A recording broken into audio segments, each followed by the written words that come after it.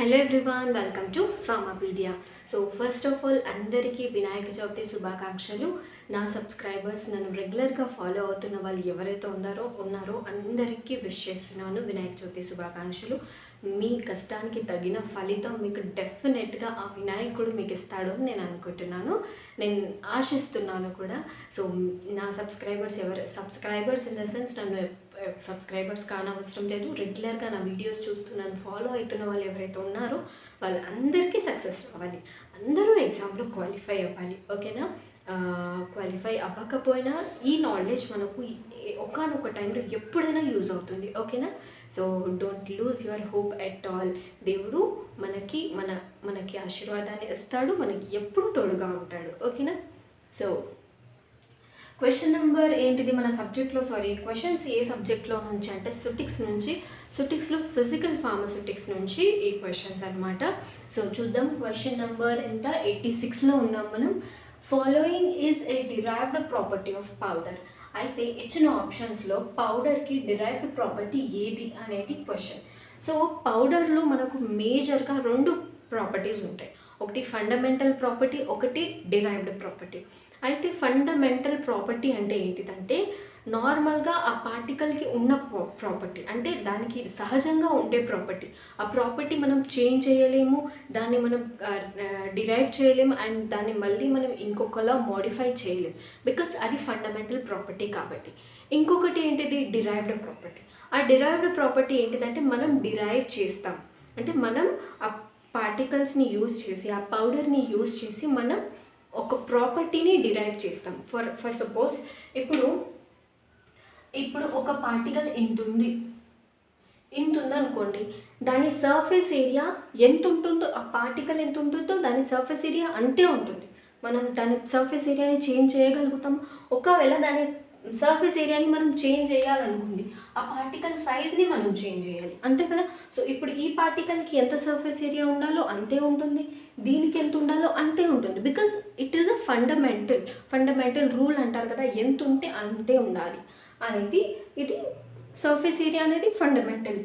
Derived అంటే ఏంటిది, ఇప్పుడు కొన్ని నెంబర్ ఆఫ్ పార్టికల్స్ తీసుకోండి, మనం ఇప్పుడు కొన్ని నెంబర్ ఆఫ్ పార్టికల్స్ పౌడర్ నుంచి మనం ఒక ప్రాపర్టీని మనం డిరైవ్ చేస్తాం.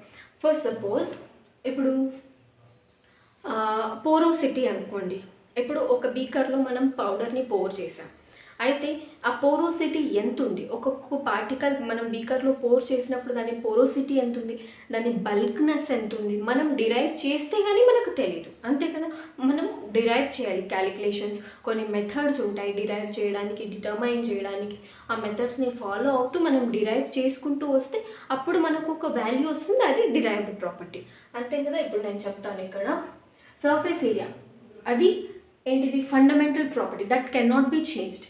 నెక్స్ట్ ఆప్షన్ బి ఏంటిది, పార్టికల్ సైజ్ మనం చేంజ్ చేయగలుగుతాం, కానీ ఇప్పుడు ఈ పార్టికల్కి ఎంత సైజ్ ఉంటుందో అంతే సైజ్ ఉంటుంది, దీనికి ఎంత ఉందో అంతే సైజ్ ఉంటుంది, అందుకే అది పార్టికల్ సైజ్ కూడా fundamental property.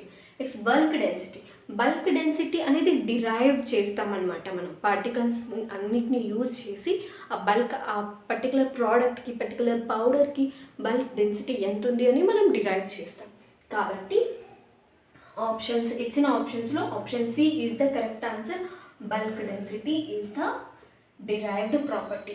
Next 87th question, which of the following property is the derived property of a powder. ఇందులో కూడా ఏది డిరైవ్డ్ ప్రాపర్టీ ఏది అని అడుగుతున్నారు. ఆప్షన్స్ ఏమి ఇచ్చారు, option A size distribution, option B surface area of powder, option C porosity, option D none. అయితే ఇక్కడ చూడండి, సైజ్ డిస్ట్రిబ్యూషన్ కూడా ఫండమెంటల్ ప్రాపర్టీ, సర్ఫేస్ ఏరియా కూడా ఫండమెంటల్ ప్రాపర్టీ. ఒక్కటి ఉంది మనకు, option C is the porosity. అయితే ఈ ఫండమెంటల్ ప్రాపర్టీస్ ఏవేవి అండ్ ఈ డిరైవ్డ్ ప్రాపర్టీస్ ఏవేవి నేను ఒకటి రాస్తాను, చూసుకోండి మీరు. అయితే ఫండమెంటల్ ప్రాపర్టీస్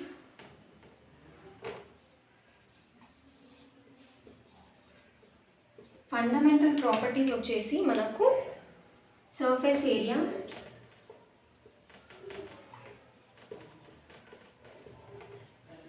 ఇంకొకటి పార్టికల్ సైజ్,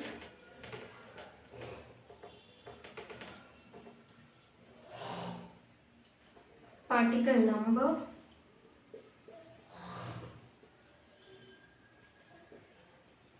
ఒకటి సైజ్ డిస్ట్రిబ్యూషన్, ఇంకా పార్టికల్ షేప్ కూడా,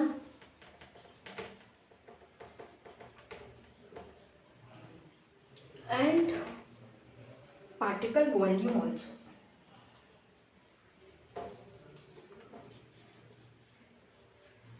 ఇవి అన్ని ఫండమెంటల్ ప్రాపర్టీస్. ఓకేనా?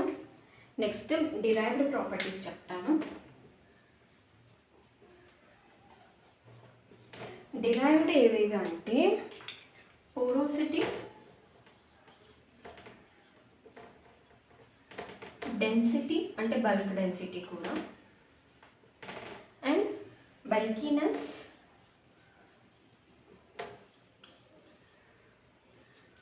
ఫ్లోవబిలిటీ.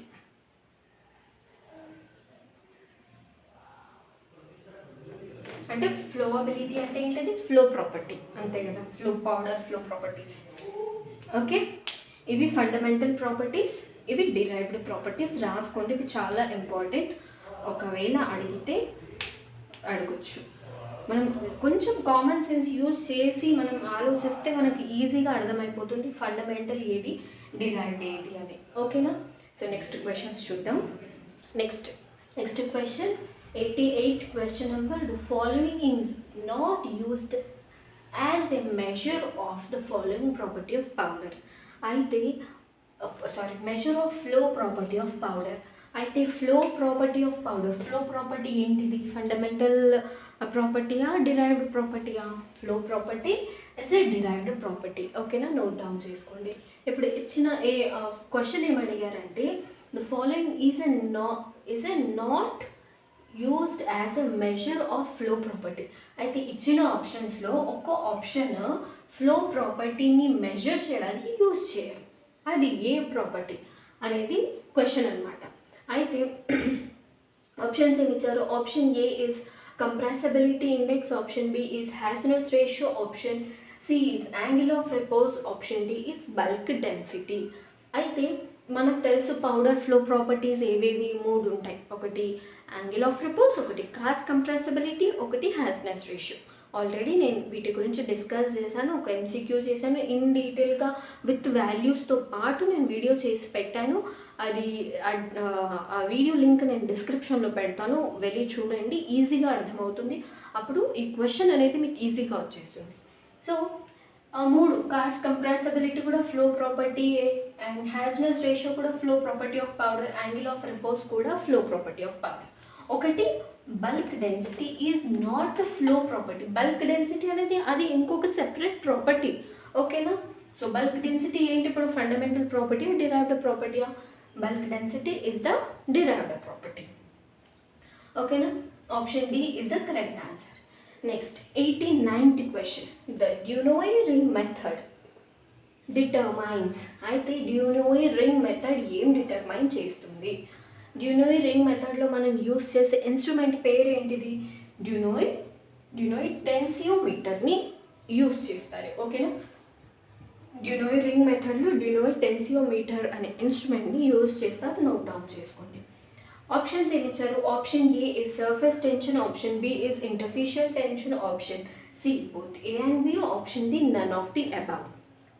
అయితే డ్యూనోయ్ రింగ్ మెథడ్ ఏం డిటర్మైన్ చేస్తుందంటే సర్ఫేస్ టెన్షన్ని డిటర్మైన్ చేస్తుంది అండ్ ఇంటర్ఫేషియల్ టెన్షన్ని కూడా డిటర్మైన్ చేస్తుంది.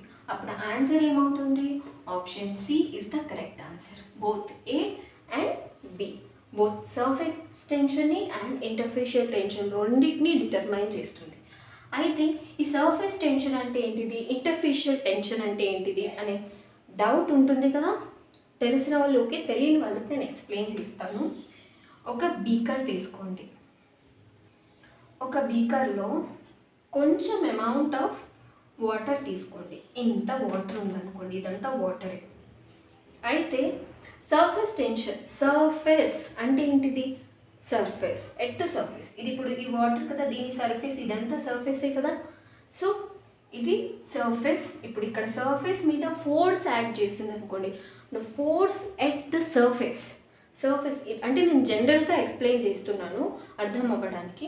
ఇది సర్ఫేస్, ఇక్కడ యాక్ట్ చేస్తుంది కదా ఒక ఫోర్స్, అంటే ఇక్కడ అంటే గాల్లో కాదు, ఈ లేయర్ ఉంది కదా సర్ఫేస్, ఆ సర్ఫేస్ మీద యాక్ట్ చేస్తుంది ఒక ఫోర్స్ యాక్ట్ చేస్తుంది. ఆ ఫోర్స్ ఎలా యాక్ట్ చేస్తుంది అయితే రైట్ యాంగిల్లో యాక్ట్ చేస్తుంది. రైట్ యాంగిల్ అంటే 90 degrees ఉండాలి, రైట్ యాంగిల్లో యాక్ట్ చేస్తుంది ఆ ఫోర్స్. ఆ ఫోర్సే సర్ఫేస్ టెన్షన్. టెన్షన్ అంటే ఏంటిదో ఒక ఫోర్స్, ఆ ఫోర్స్ సర్ఫేస్ మీద యాక్ట్ చేస్తుంది ఎట్ రైట్ యాంగిల్, అది surface tension. Next interfacial tension అని ఉంటే, ఇప్పుడు ఇదంతా వాటర్ అని చెప్పాను కదా, ఇక్కడ ఆయిల్ వేసుకోండి, ఇది వాటర్, ఇంకో స్కెచ్ యూస్, ఇదంతా ఆయిల్ అనుకోండి, ఓకేనా.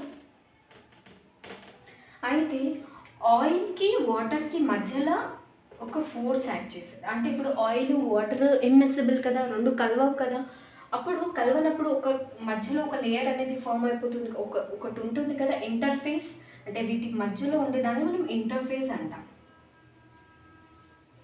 ఓకేనా. ఆ ఇంటర్ఫేస్లో ఒక ఫోర్స్ యాక్ట్ చేస్తుంది, ఓకేనా, ఒక ఫోర్స్, ఆ ఫోర్స్ కూడా రైట్ యాంగిల్లోనే యాక్ట్ చేస్తుంది. సో అలా రైట్ యాంగిల్లో ఇంటర్ఫేస్ మీద ఫోర్స్ యాక్ట్ చేసింది అనుకోండి, దాన్ని మనం ఇంటర్ఫేషియల్ ఫోర్స్ అని అంటాం.